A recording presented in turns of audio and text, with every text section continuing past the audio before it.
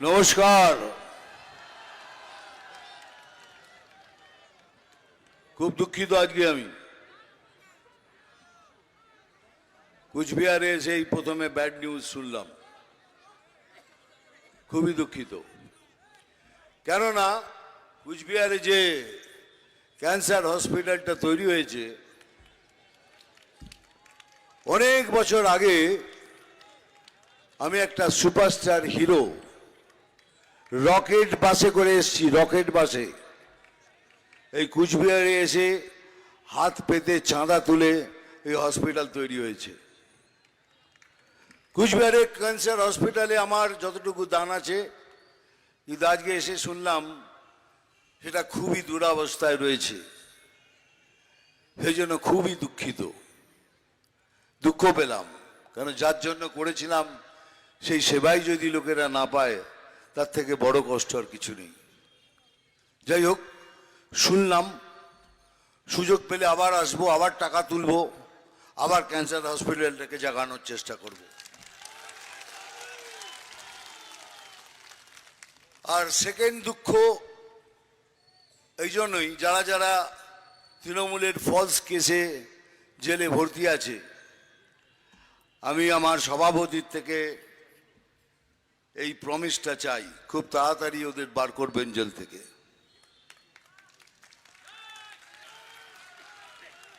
এই প্রমিসটা আপনাই করলেন সবার সামনে, খুব তাড়াতাড়ি ওদের জেল থেকে বার করবেন, এটাই আমাকে সব থেকে আনন্দ দেবে। Thank you. আর সেকেন্ড হলো, কিছুদিন আগে আমি বহরমপুর গেছিলাম, একটা টোটোওয়ালা আমার সামনে এসে দাঁড়ালো। দাদা কেমন আছেন? আমি ভালো। তোরা তো খুব আনন্দে আছিস, 1000 টাকা করে পাচ্ছিস। বলে ধর আনন্দ, আমার টাকাই আমারে ফেরত দিতে আসে। বলে কেমনে? বলে একটুখানি লিমিট ক্রস করলে 1000 টাকা ফাইন, ওইটা তুলে এনে আমার ঘরে দিচ্ছে। এই হলো আপনার লক্ষ্মীর ভান্ডার। যাই হোক, লক্ষ্মীর ভান্ডার খারাপ নয়, যারা পাচ্ছেন তারা নেবেন, নিশ্চয়ই নেবেন, কেন এটা আপনার টাকা, আপনাদের ট্যাক্স পেয়ারের টাকা, আপনাকে নিতেই হবে সেই টাকা। কিন্তু আমার কিছু প্রশ্ন আছে। যারা এই টাকা নিচ্ছেন খুব ভালো, কিন্তু আপনার সন্তান যদি বিবেকী হয়, সে যদি বিবেক নিয়ে বেঁচে থাকে, অন্য কুলাঙ্গারদের মতো দুর্নীতি করতে চায় না, সে তো বেকার বসে আছে। আপনার স্বামী যে দুর্নীতি করতে চায় না, বেকার বসে আছে। আপনার বাবা মা শ্বশুর শাশুড়ি অসুস্থ,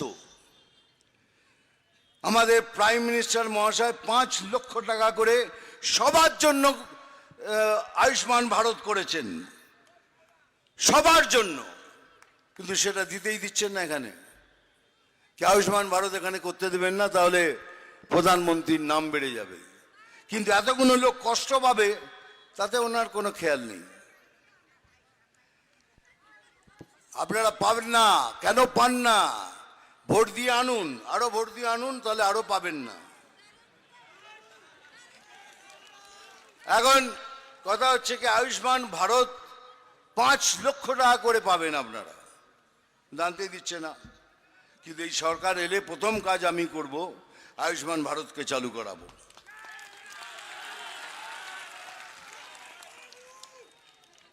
তাহলে কি অবস্থা দেখুন, একদিকে বিবেক আর এইদিকে বিবেকহীন।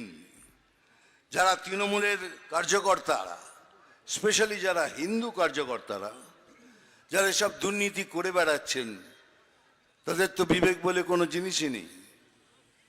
চুরি করলেও বিবেক নেই, দুর্নীতি করলেও বিবেক নেই। এখানে কি আছে বলুন তো? না উদ্যোগ আছে, না কারখানা আছে, না চাকরির ব্যবস্থা আছে, না শিক্ষা আছে, না স্বাস্থ্য আছে, কিচ্ছু নেই। এক্সেপ্ট দুর্নীতি এই রাজ্যতে কিচ্ছু নেই। তাহলে কি করব? কি করব আমরা? তাহলে একটাই কাজ আমাদের, এক ছাতার নিচে সবাইকে এসে ঐক্যবদ্ধ হয়ে এই তৃণমূল সরকারকে হাঁটাতে হবে। সেটাই হবে আমাদের এই বছরের সব থেকে বড় প্রতিজ্ঞা।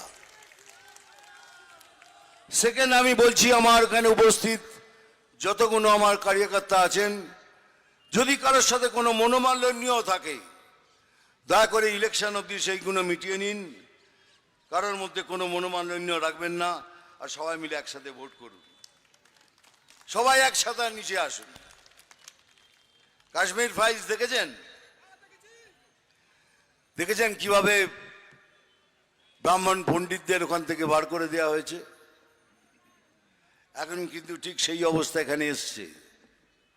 একটু কান খুলে চোখ খুলে দেখুন, এটাকে পশ্চিম বাংলাদেশ করার কত রকম পরিক্রমা চলছে।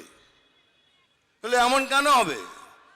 ওখানে হারমোনিয়াম কেড়ে নিচ্ছে, এখানে একটা ছোট্ট মেয়েকে বলছে গান গাইবে না, দুর্গা মায়ের গান চলবে না এখানে। দুর্গা মা সাম্প্রদায়িক কবে থেকে হলো? যে কোনো ধর্মীয় বই খুলে দেখুন, তাতে লেখা আছে कि मायर पायर नीचे स्वर्ग, मां के पैरों तले स्वर्ग है। अगर मां के पैरों तले स्वर्ग है तो मां सांप्रदायिक हलो की करे? किंतु मां सांप्रदायिक। তারপর কিছুদিন আগে আরেকটি মেয়েকে মধুবন্তী বলে তাকেও হুমকি দেওয়া হয়েছে এখানে মায়ের গান চলবে না। তার মানে ধীরে ধীরে শুরু হচ্ছে বাংলাদেশের সমস্ত কার্যকলাপ। এমনকি হিন্দু জাগরণ মঞ্চ দীপু দাসকে জ্বালানোর জন্য তারা একটা প্রতিবাদ মিছিল বার করেছিল।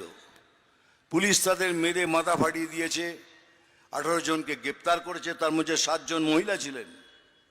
তাহলে আমরা প্রতিবাদও করতে পারবো না? বাংলাদেশের প্রতি আপনার এত ভালোবাসা, বাংলাদেশে হচ্ছে তা আমাদের লোকদের মারছেন। সেজন্যই বলছি সময় এসে গেছে, এখন জাগুন, একসাথে হন, ঐক্যবদ্ধ হয়ে ভোট করুন। আমি শুধু আপনার নিজেদের লোকদের বলছি না, আমি যারা কমিউনিস্ট তাদের মধ্যে যারা হিন্দু আছে, হিন্দুত্বকে বিশ্বাস করে, তাদের আহ্বান করছি। যারা কংগ্রেস আছেন তাদেরও আহ্বান করছি। তৃণমূলের মধ্যে যে সব হিন্দুরা তাদের মধ্যে বিবেক আছে তাদেরও আহ্বান করছি, আসুন একসাথে মিলে আমরা এই সরকারকে এখান থেকে উচ্ছেদ করি।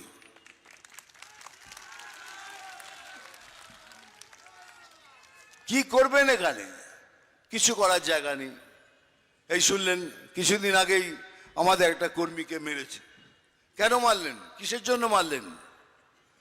কিন্তু একটা কথা মনে রাখবেন, আমার এত বছর এই স্ট্রাগলের জীবন, এই কষ্টের জীবন দিয়ে দেখেছি, মহাকাল যেদিন জাগবে সেদিন সব শেষ।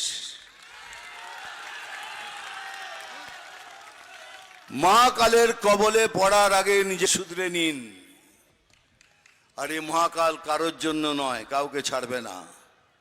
ये कर्मा किसी को नहीं छोड़ता। সবার জন্য এক।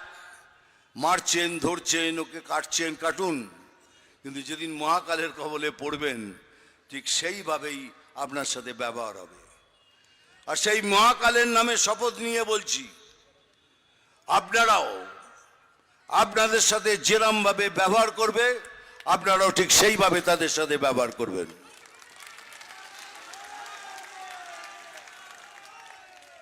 বলছি তো, বাংলাদেশ ভাবছেন, কিন্তু বাংলাদেশ ভাবলে হবে না। এই যতদিন মিঠুন চক্রবর্তীর লোকের গায়ের রক্তে এক ফোঁটা রক্ত থাকবে, कोई माई का लाल ये कर नहीं सकता। हाँ, একদম একদম দাবিয়ে বলছি। আর আমার মতো এরকম অনেকে আছে যারা রক্ত দিয়ে এই দেশকে বাঁচাবে, এই রাজ্যকে বাঁচাবে। এই রাজ্যকে কোনোদিন এই হাতছাড়া হতে দেবে না। কেন? এটাই আমাদের। ওদের অনেক দেশ আছে। বলতে পারেন আমাদের তাড়িয়ে দিলে আমরা কোথায় যাব? আমাদের দেশ কোনটা? আমাদের কোনো দেশ নেই। থেকে বাঁচাতে হবে। বাংলা হিন্দুকে বাঁচাতে হবে, সনাতনীকে বাঁচাতে হবে, হিন্দুত্বকে বাঁচাতে হবে, বাঙালিত্বকে বাঁচাতে হবে, আর এই পশ্চিমবঙ্গকে বাঁচাতে হবে। আর যেতে গেলেই আমাদের সবাইকে কিছু না কিছু স্যাক্রিফাইস করতে হবে, কিছু কুরবানি দিতে হবে, স্যাক্রিফাইস করতে হবে, কিছু আত্মত্যাগ করতে হবে। তাই সবাই মিলে তৈরি করবে একটা সম্পূর্ণ ভারতীয় জনতা পার্টি। আমরা শুধু ভারতীয় জনতা পার্টি বলে কিছু বলছি না, আমাদের অনেক শক্তি। 21টা স্টেট চালাই আমরা, পৃথিবীর সব থেকে বড় পার্টি। কিন্তু আমরা সংবিধানে বিশ্বাস করি, কি সংবিধান ছাড়া কিছু করব না। এই জন্যই এতদিন ধরে লাগাম টেনে বসে আছি। শুনলেন তো কালকে না পরশু বলছেন কে, আমি চাইলে আপনাকে হোটেল রুম থেকে বেরোতে দেবো না, গৃহমন্ত্রীকে। আমাদের দেশের গৃহমন্ত্রীকে বলছেন আমি চাইলে আপনাকে ঘর থেকে বেরোতে দেবো না। আমি চেয়েছি বলেই আপনি এখানে এসছেন, তাহলে আপনাকে আসতেও দিতাম না। তা আমি একজন রিপোর্টারকে বললাম, ভাই একটু দয়া করে ওনাকে বলো না সম্পূর্ণভাবে অ্যানাউন্স করতে, কি আমাদের দেশের গৃহমন্ত্রীকে বাংলাতে ঢুকতে দেব না। আর আমি আপনাকে কথা দিচ্ছি, সেই দিনের অপেক্ষায় থাকুন, সেদিন আমরা কি করতে পারি সেদিন দেখিয়ে দেবো।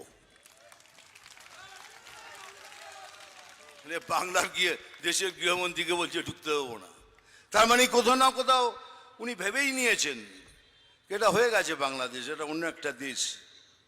আপনি স্বপ্ন দেখুন, স্বপ্ন দেখতে পয়সা লাগে না। স্বপ্ন দেখুন, দেখুন, স্বপ্ন দেখতে দেখতে দেখতে দেখতে দেখতে দেখতে যাবেন, আমরা পেছন থেকে ধীরে ধীরে ধীরে ধীরে ঢুকে যাব।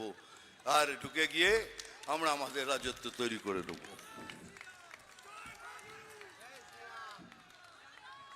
হ্যাঁ হ্যাঁ জানি জানি, বলছি বলছি। হ্যাঁ এখন ডায়লগ বলতেই হবে, কি করবো।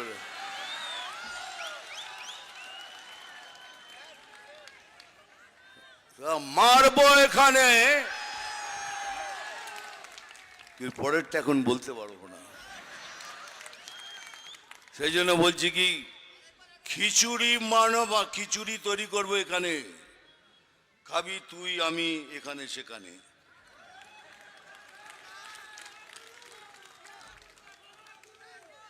আমি জল ঢোড়াও নই, বেলে বড়াও নই, আমি জাত গোখরো। আমি জল ঢোড়াও নই, বেলে বড়াও নই, আমি জাত গোখরো।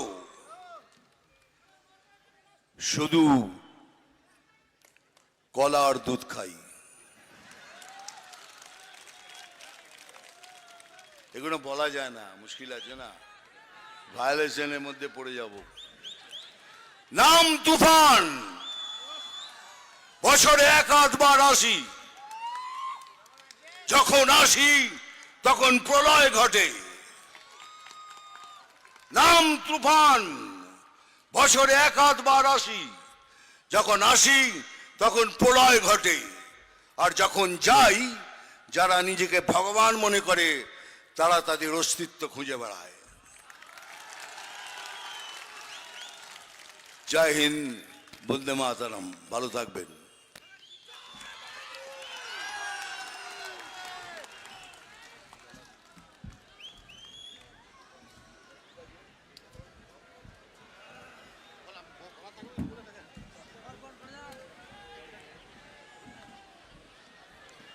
এইমাত্র মহাগুরু মিঠুন চক্রবর্তীর ভাষণের মাধ্যমে